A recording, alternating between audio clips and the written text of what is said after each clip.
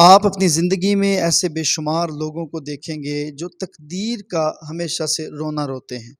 آپ یقین رکھیں تقدیر کا آپ کچھ بھی نہیں بگاڑ سکتے، سو اپنی قسمت پر ہمیشہ راضی رہیں۔ ہم آپ کو بے شمار ایسی مثالیں دے سکتے ہیں کہ جن کی وجہ سے آپ کو سیٹسفیکشن میسر آئے گی۔ آپ کو جیسا بدن، مال، اولاد، گھر اور صلاحیت ملا ہوا ہے، آپ اسی پر قناعت کریں۔ جیسے کہ اللہ تبارک و تعالیٰ نے سورۃ الاعراف آیت نمبر 144 میں بیان فرمایا ہے، فَخُذْ مَا آتَيْتُكَ وَكُن مِّنَ الشَّاكِرِينَ۔ جو اللہ تعالیٰ نے تمہیں دے دیا ہے اسے لے لو اور شکر گزاروں میں سے ہو جاؤ۔ علماء سلف میں سے اکثر اور پہلی نسل کے لوگ غریب اور فقیر ہوتے تھے۔ ان کے پاس عطیات نہیں ہوتے تھے، نہ شاندار مکانات، نہ گاڑیاں، نہ غلام، نہ نوکر، نہ چاکر، نہ اے سی، نہ بنگلے، نہ کاریں، نہ کوٹھیاں، کچھ بھی ایسا میسر نہیں تھا۔ اس کے باوجود وہ معاشرے پر اثر انداز ہوتے تھے اور انہوں نے اپنے آپ کو اور انسانیت کو زبردست فائدے پہنچائے ہیں، کیونکہ انہیں اللہ تعالیٰ کی طرف سے جو کچھ بھی میسر تھا وہ انہوں نے صحیح راستے پر لگا دیا اور وہ اطمینان قلب کے ساتھ اپنی زندگی گزارنے میں مگن تھے۔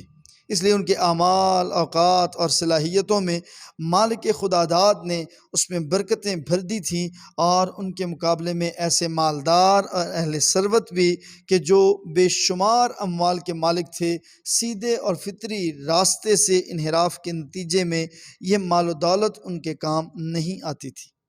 وہ بدبختی اور نحوست کی زندگی گزارتے رہے۔ یہ اس بات کی دلیل ہے کہ اشیاء ہی جو سب چیزوں کے لیے کفایت نہیں کرتی۔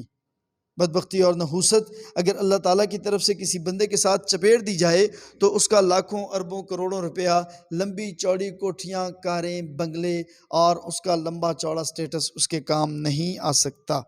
بہت سے ایسے لوگ ہیں جو آپ کو آج بھی ملیں گے جن کے پاس عالمی ڈگریاں ہیں، لیکن اپنے فہم، ادراک، اثر اور دین کے لحاظ سے ان کا کوئی شمار نہیں ہوتا۔ وہ کوئی ایسی ایکٹیویٹی اور ایسی صحت مند صلاحیت نہیں رکھتے کہ جس سے وہ عالم اسلام کو فائدہ پہنچائیں۔ وہ لوگوں کی پریشانیوں کو دور کریں، لوگوں کے مسائل کا ازالہ کریں، غموں کو جھاڑ دیں، غمگینوں کے کام آ جائیں، بیچاروں کی لاچارگی کو دور کر دیں، ان میں ایسا کوئی خاصا آپ کو نہیں نظر آئے گا۔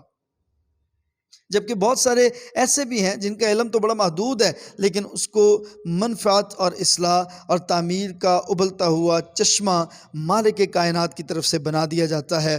وہ لوگوں کے کام بھی آتے ہیں، گلی محلے میں خیر کے کام کرتے ہیں، اصلاح کے رستوں کو ہموار کرتے ہیں، نوجوانوں کو پازیٹیوٹی کی طرف وہ موو کرواتے ہیں، ان کی ایکٹیویٹیز معاشرے میں واضح نظر آ رہی ہوتی ہیں۔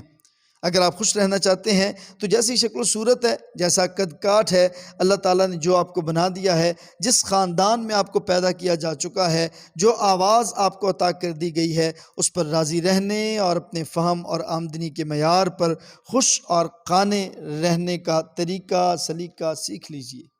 دیکھیے، تاریخ میں ایسے لوگوں کی ایک طویل فہرست ہے جو کم پر راضی ہوئے، انہوں نے بے انتہا نام کمایا۔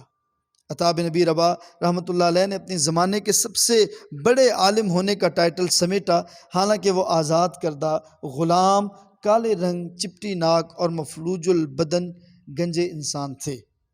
احنف بن قیس رحمۃ اللہ علیہ جو عربوں میں سب سے بردبار اور حلیم تصور کیے جاتے تھے، وہ انتہائی دبلے پتلے، کمزور اور کبڑے انسان تھے، اور ان کی پنڈلیاں چھوٹی تھیں۔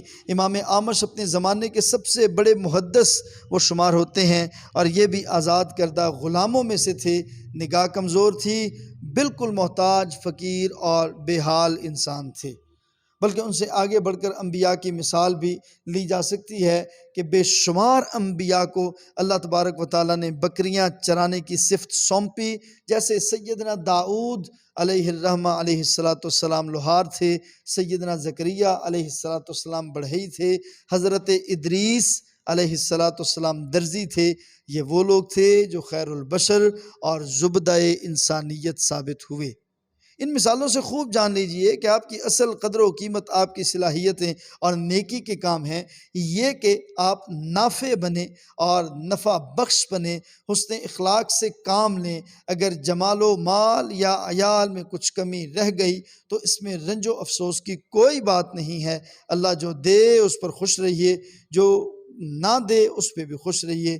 کسی سے مت بگڑیے اور اپنے چہرے کو خراب مت کیجیے، اپنے سکون کو برباد مت کیجیے۔ جتنا اور جیسا آپ کو دے دیا گیا اسی میں اللہ تبارک و تعالیٰ کی طرف سے راضی ہونا، یہ ایک مومن کا بہترین وصف شمار ہوتا ہے۔ اپنے بھائی کو دعاؤں میں یاد رکھیے گا۔ والسلام۔